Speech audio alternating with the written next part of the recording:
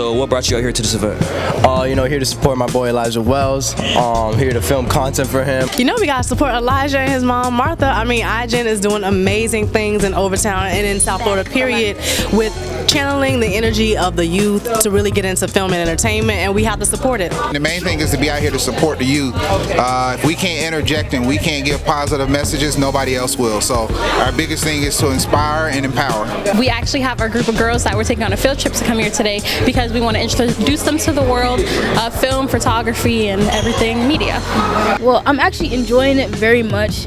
It was like a very mind-changing experience. I learned a lot about films and how to change to get better opportunities. What exactly inspires you to do this?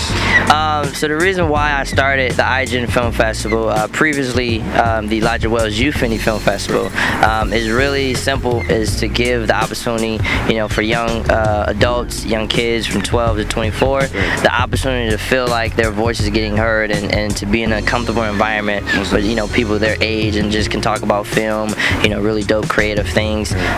Because, when I was growing up, going to different festivals, I could talk to people about filmmaking and stuff like that, but when it came to after the festival, like, hey, let's work, they always say you're too young, you're not seasoned enough, you don't have projects under your belt. So with this festival, it's just to give them a platform to feel comfortable, feel safe, and feel like, their voice is being heard. That's what it's all about. Yeah, definitely. What's up? Tell me, why is diversity so important for you? Why is it so important in film and TV? Diversity is important, period, right? In any industry, it's important to make sure that the perspective is diverse because the world is diverse.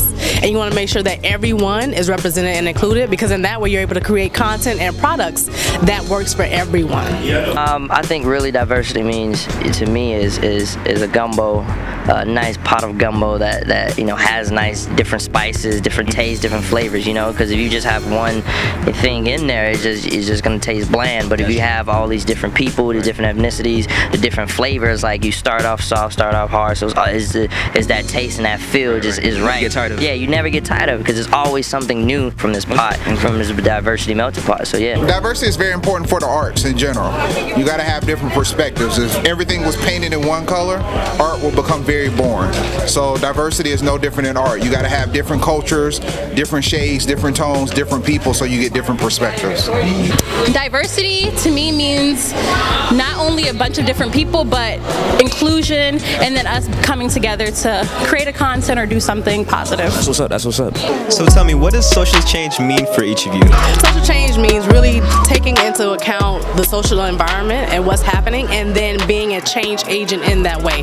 And whatever it is that speaks to you individually, how can you help to move the needle with the issue that's most pressing to you? And I think, just moving an issue forward. It doesn't always mean you're taking a negative to a positive. You may just be enhancing a positive, but you just don't want to have the same social environments. No one should ever say something is exactly the same it was 20 years ago. Things are forever evolving, so social issues will forever evolve.